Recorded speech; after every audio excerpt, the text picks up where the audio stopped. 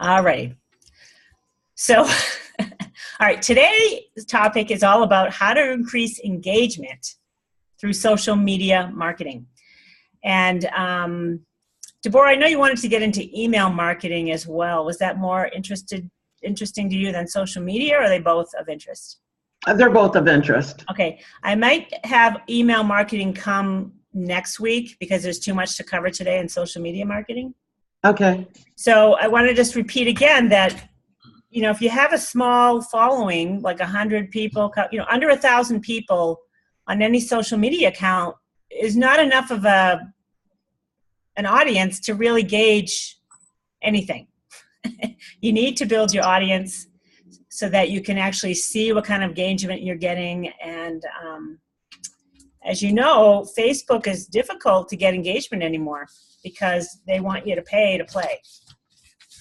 But that's not necessarily always true, because there's ways to go about it. And if you're sharing excellent, value-driven content on any one of these social media marketing platforms, you're going to get engagement.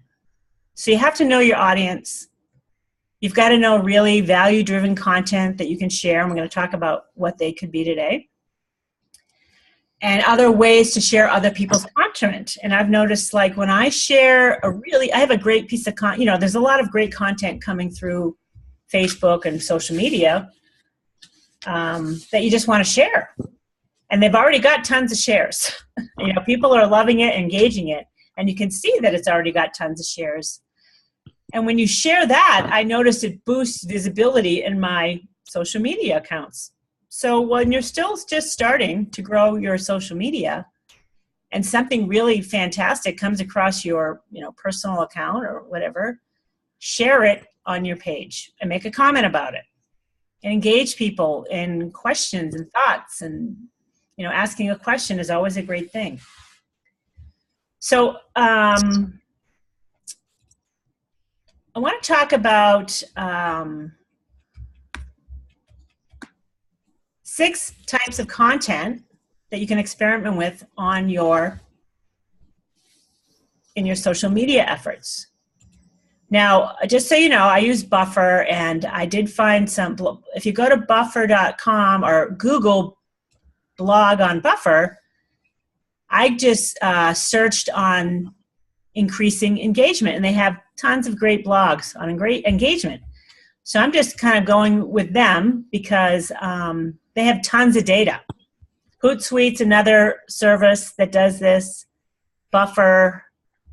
I know there's a bunch of other types of services like this. I can't think of them all right now. I meant to look them up. But look at their blogs, because they got way more data than you're getting in your own little account. So you can trust that they see what's going on out there in social media land. So the first type of content they'd recommend, and I don't think I'd recommend it to any of you guys, but if you like creating graphics, infographics is kind of a fun thing to do, but it's very visual. It could be a little complicated creating infographics. But if you can, they're great pieces of content that get shared, and you can provide interesting information about it. And especially on Pinterest, long, skinny infographics on Pinterest do really, really well. But before we get started on all of this, I want to come back to the SEO part of it and your keyword research report. Because when you're starting out, you don't want to get discouraged creating social media stuff that never gets looked at or found. And all social media is still SEO driven, search engine driven. So start where there's the highest interest. Look at your keyword research report. Find keyword phrases that can easily be turned into content, and start there first, because this is going to get you more reach and more interaction if people are actually interested in the topic. So start there first, and once you get a following, then you can start kind of going intuitively, right? I just want you to get a foundation of good, solid content, and then you can have fun kind of sharing your own ideas or whatever once you get the following. But it can be discouraging if you create these great posts that nobody sees. You know, it's like, oh my God, I just did all that work. However, one tip that has been recommended is if you create good content, just keep sharing it again and again, because the social media post has a very short lifespan. So when you use Buffer, which I know Deborah is using and Linda's using and I'm using, you can re-buffer or repurpose a post that you see is working really well. And I do that all the time. This is how I keep that social media buzz going, especially with all my network members. You know, I've created a lot of posts for you guys. I see which one works, and I just repost it. So you're getting exposure, and we're building, you know, kind of signals out on the web for every one of you. So every time I do a post, there's a signal going out on, say, Kana. I'm doing a post about Kana and highly sensitive people, and I'm linking it back to her listing page. So this is what the search engines want to see. They want to say, hey, what's going on here? There's, you know, activity going. So the best place to start is with keyword research report, and stick to the topics with high search volume, like 1,000 searches a month or more. That's where you want to start. 10,000 is better, 5,000, whatever the high searches are. Start with the highest searches so you can actually get some traction. So infographics is great if you like to play around with graphics. And I do. But even I get a little, infographics require a lot of work and almost too much detail for me. It's a lot. I would probably take me 2 hours to do an infographic, if not more, because I got to select images and put the pieces together, and really it's a big project. But if you like doing that and you want to have fun, that's a great shareable thing. It's a piece of content people love to look at and share, especially on Pinterest. Another big piece of content, people love lists. Top 10. Make a list of something. And I was thinking about this today for myself, and you want to make it your own. This is where I'm going to stray from my SEO advice, all right? Because lists that are your own, from your own experience and wisdom, have a lot of kind of conscious buzz going there. It's like there's a lot of love and excitement and appreciation coming from lists that you create from your own experience. And I started thinking about that today. Like, I love talking about consciousness and how to be happy. And I was thinking about doing a really unique list of how to be happy from the understanding of negative emotion, and then taking it from there. So that was kind of fun for me. Like, oh, I'm going to do that. So top 10 lists. Create a bunch, you know, one a month. And those will be fantastic. Those will gain traction. And those are something you can reshare because people love them. And I have this buffer.com blog I'm looking at right now. And they're showing when you do a top 10, it gets much more engagement as opposed to a top 9, a top 8, a top 7. It's kind of interesting. Top 10 stands out significantly more than any of the other numbers between 7 and 12. The second highest would be top 8. Kind of interesting just to know that. So stick with the top 10. But if you can't come up with 10 and you can do 7 or 8, those are close behind. So 7, 8, and 10, they're all good. Just do them. So the advice here is to create lists, create more lists, keep creating lists. And always pair those lists with pictures, with an overlay of text. So you have an image, and you do a text overlay that says top 10 tips for blah, blah, blah. Whatever it is, you want to have a text overlay on that image.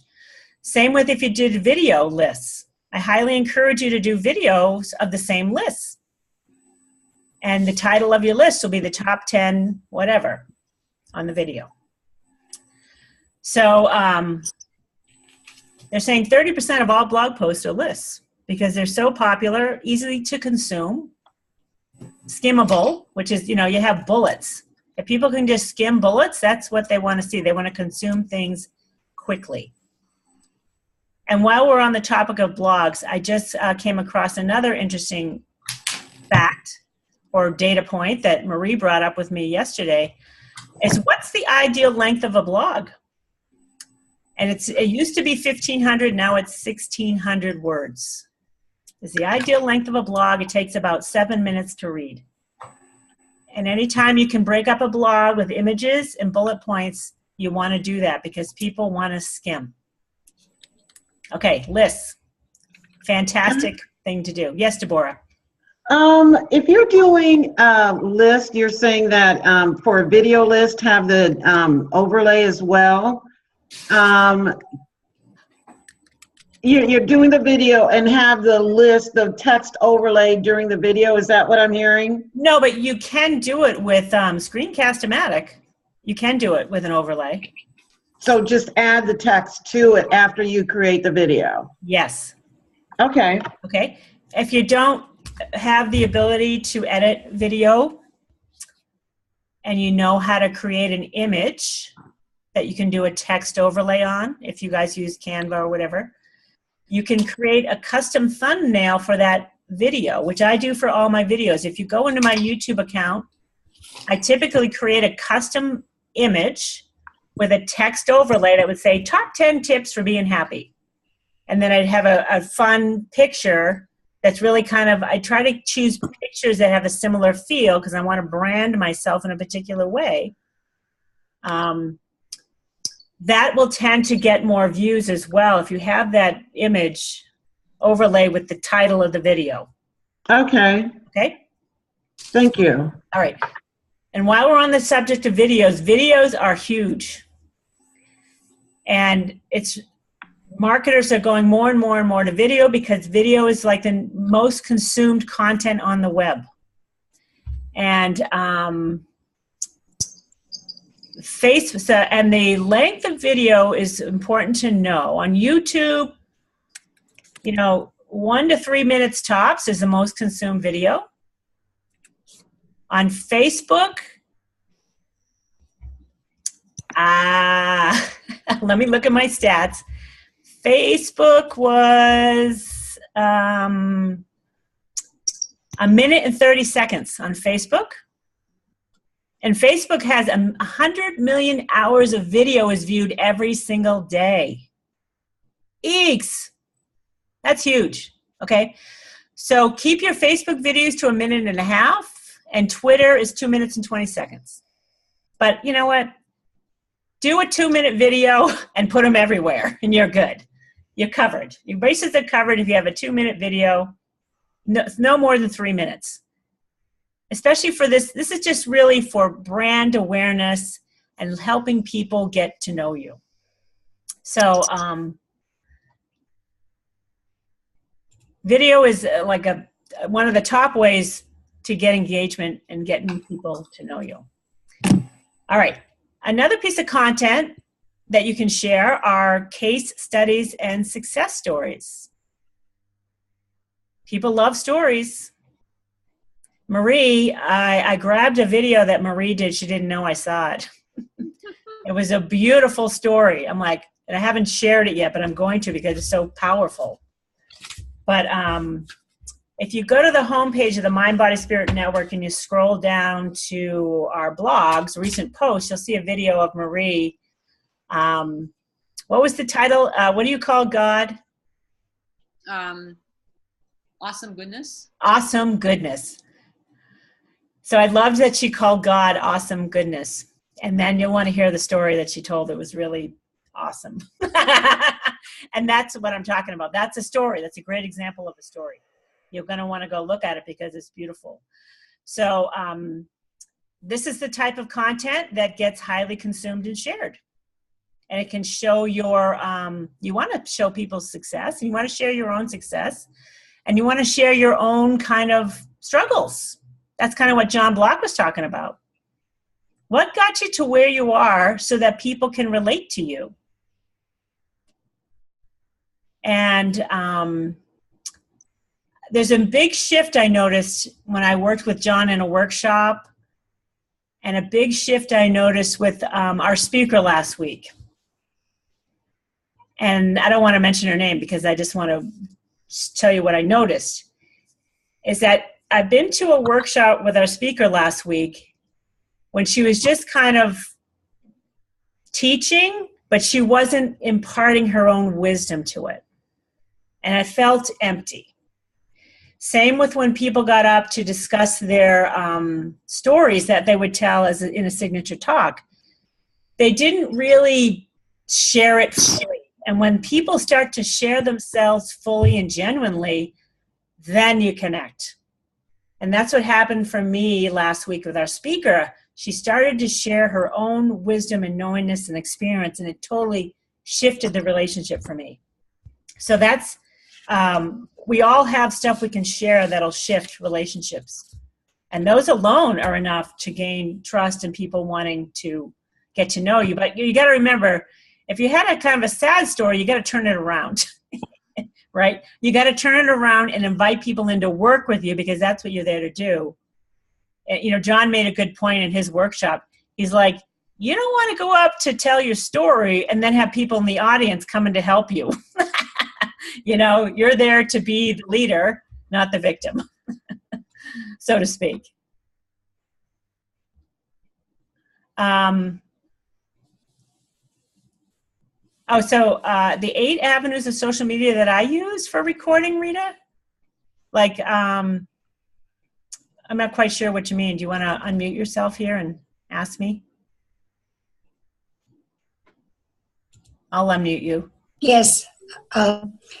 When you started out, before you had the recording going, you listed out the 8 avenues of social media that you use. Oh, yes. Okay. Yeah. So Facebook, a Facebook group, you know, I have a Facebook business page, a Facebook group, a LinkedIn profile that's my own, a LinkedIn company page, Twitter, Instagram, Google+, and Pinterest. Thank you. Okay? Thank you. Yeah. Okay. And they're all useful in one way or another. Pinterest and Instagram, though, are heavily nice image driven, at least for me. You want to pay attention to, this is a branding effort on Pinterest and Instagram. If you're going to use images, start be very consistent with the type of images you select and the fonts you use. Stick to 2 fonts. You know, you have a header font and then you have like maybe a tagline font. And if you go to the Mind, Body, Spirit Network and you look at the image I created for each of our members, I'm using 2 fonts and I have a particular brand look, and that is a beautiful image behind the person's face. That's the branding I'm shooting for, something very unique and beautiful. That would be a branding kind of intention that I'm doing there. Okay. Back to, so case studies. Everyone understands what that's all about.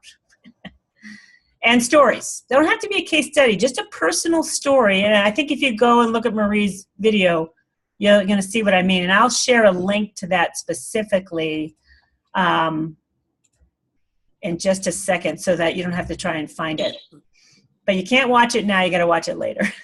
I'm trying to teach you something. All right. Next. Another great type of content is a how-to guide. How to do whatever. And again, 1,600 words.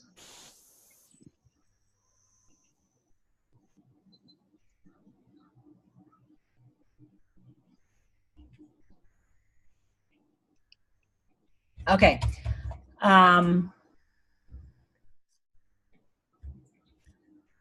So I want to discuss a few other ways to get engagement.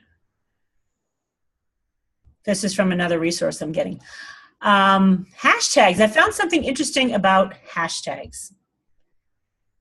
And many of those social media platforms are now using hashtags, and I'm overusing them at the moment. But I'm finding that I'm getting engagement by using them, especially on Twitter and Instagram. But you need to be less is more in the hashtag world. I was doing more is more on Twitter. But I'm glad I learned this today. This is very good. Let me just find this. So on Twitter, you don't want to use more than 2 hashtags. And they're recommending 1 hashtag is the primary content, and that would be your top keyword phrase. If you look at your keyword research report, you're going to find that keyword phrase that most fits the topic you're wanting to share, and that'll be your primary hashtag. And then your secondary hashtag could be a custom hashtag you want just for you. And Deborah, Grateful Ohm Life is your hashtag. I love that. Just use it. I think I'm going to use High Vibe Tribe, so that then people get to know you and they'll start to follow you on that hashtag. So Twitter, just 2 hashtags. Facebook is 2 hashtags. Hold on. Instagram, you can use over 11 hashtags. And the reason for this is that people can find you better that way and start following you. And I'm getting a lot of followers by using hashtags, a lot of them, if you're using Instagram. Pinterest is only 2 hashtags.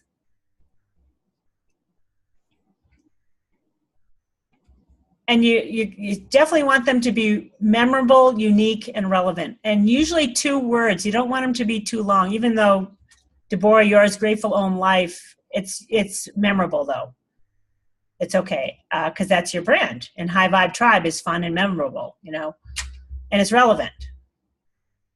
Okay, so I think that's the other... I've been kind of overusing hashtags on Twitter, but it's still working. But I'm going to back off because they're saying here that when you do it properly on Twitter, you can increase engagement by 21%. So I'm like, okay, I'm going to clean up my act and not do that anymore. Instagram is over 11. Over 11, Kata. So 11 or more. Okay.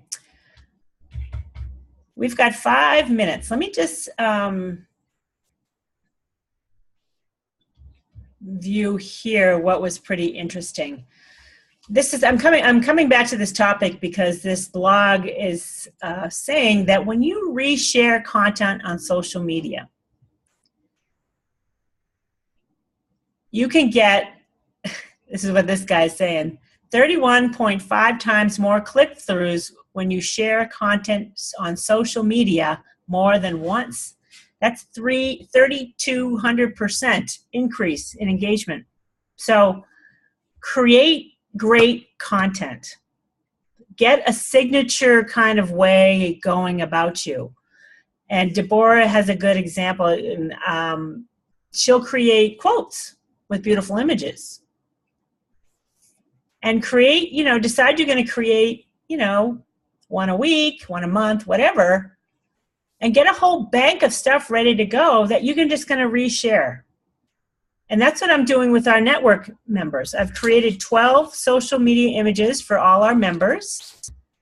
I've set up posts, and now I'm just looking to see how responsive they are and resharing. So I'm liking that the studies are showing that it's significant to do that.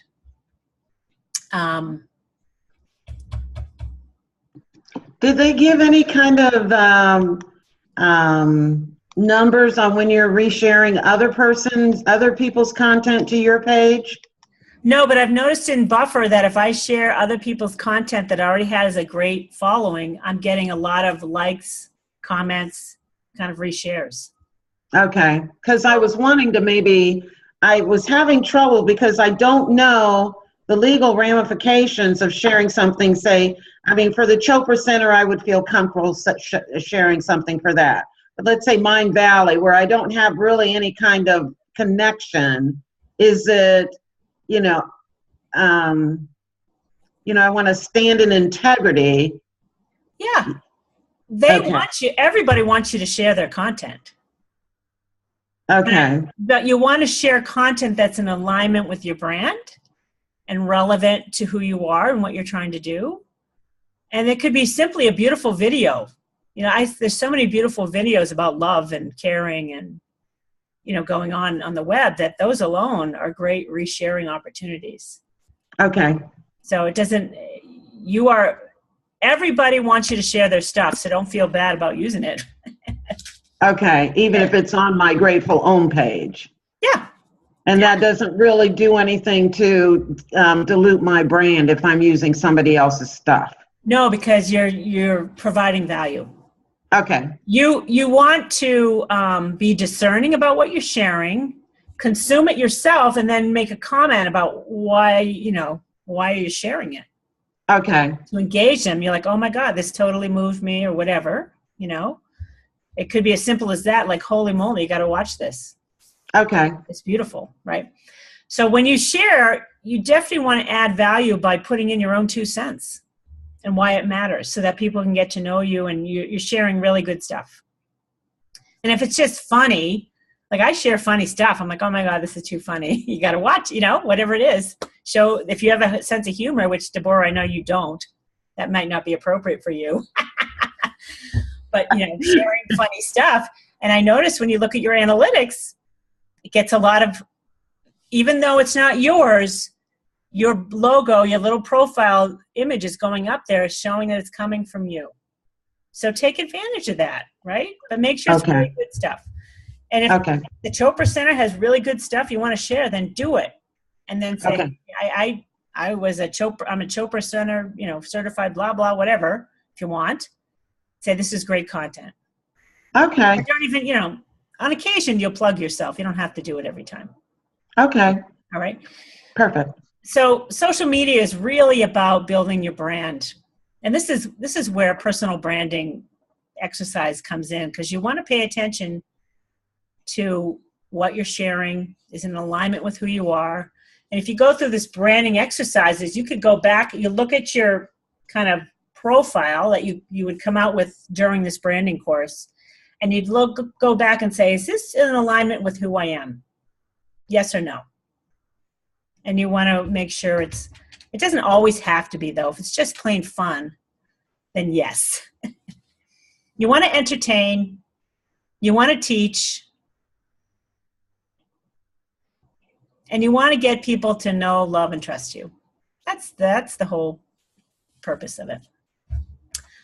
Let me just see if there's a couple more things here that might be fun to share. It's pretty interesting. There's times a day where you're going to get more engagement on all the social media platforms. And Buffer helps you with that. I don't know if you noticed that, Deborah. They kind of tell you, they give you suggested times to post, right? But this particular blog I'm looking at, it's a company kind of like Buffer. They're saying I don't know if I want to trust them, but they're saying that there's particular days of the week when you'd post to Facebook. Just very few. Let me just see what they're saying here. I'm going to share the link to this so you guys can look at this. Let me share my links right now. But like Facebook, best time to share Facebook, they're saying is Thursday, Friday, Saturday, Sunday. And then those are the best days. I'm going to send you guys a link so you don't have to write this down. And then the times are like 9 o'clock, 1 p.m., and 3 p.m., which is not what Buffer is necessarily telling me. I have to go look at my Buffer suggestions and see if they line up with this. Of course, there's a difference between business to consumer and business to business as well. Twitter, the best day is Wednesday. That's it. I'm like, what? At noon, 3 o'clock, and 5 and 6 o'clock on Twitter, just as an example. LinkedIn, Tuesday, Wednesday, Thursdays. I'm definitely going to pay attention to this, and I kind of already do this because I think about me being at work, and like the first thing I'm going to do when I get to work on a Monday morning is not going to look at my LinkedIn account. It's going to be looking at my email, right? And you're going to spend the whole day, which I do, catching up on email and stuff that needs to happen. And I'm not going to go to LinkedIn on a Monday. So they're saying the same thing, and I'm kind of using my same feeling. Fridays is very low engagement because people are checking out. It's like, I got to wrap up my work. I'm not going to get involved. So kind of interesting. Tuesday, Wednesday, Thursday is where the best engagement on LinkedIn is. First thing in the morning, lunchtime, and after work. 7 to 8, noon, 5 to 6. Pinterest is weekends only, which it's kind of funny. This is kind of the way I am. I don't have time to look at Pinterest because I get sucked into that world of beauty quickly. So I got to do that on the weekends when I have time. And Instagram is Mondays and Thursdays. Like, seriously? All right. Let me share this link with you guys. And there's another part on this, and I'm going to wrap up here so we can have questions if there are any, that has some great headline. Headlines is everything. Writing a great headline for an email subject line, a blog post, a video, that's all that matters.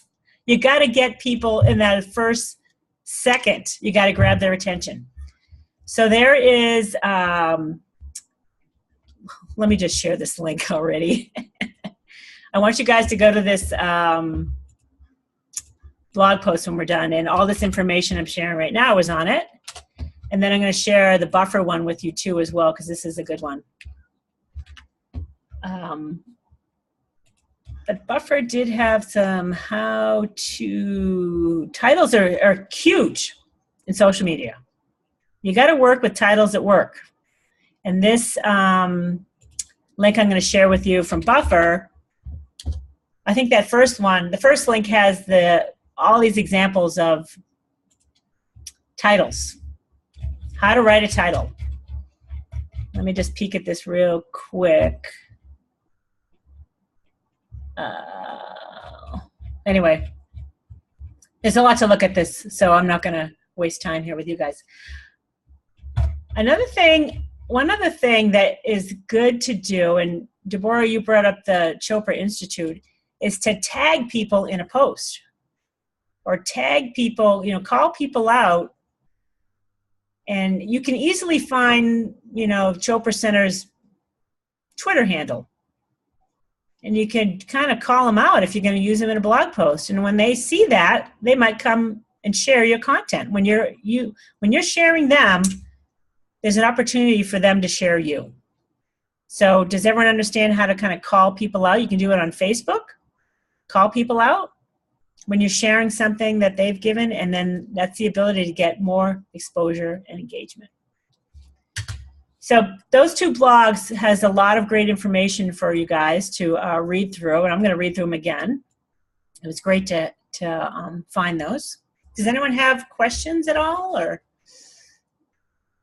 hold on, Marie. Let's let everyone switch to on. Unmute yourselves. Okay.